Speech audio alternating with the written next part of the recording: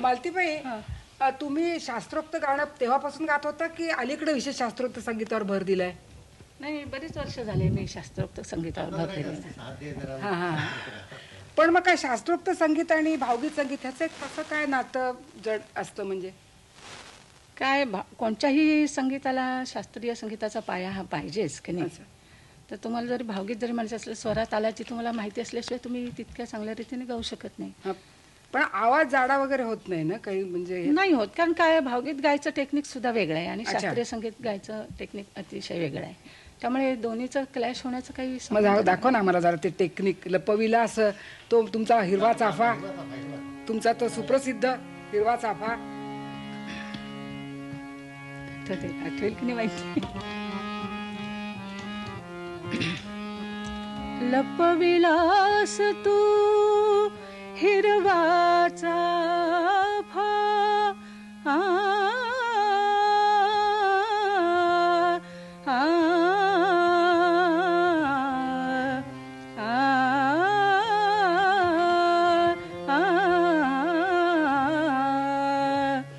लपविलास तू हिरवा चाफा, सुगंध त्याचा छपेल का,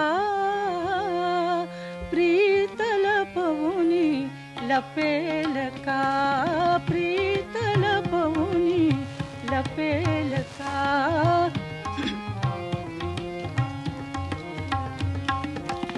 लपविलास तू हिरवा चाफा, सुगंध त्याचा छपेल का, प्रीत लपवुनी लपेल का, प्रीत लपवुनी लपेल का.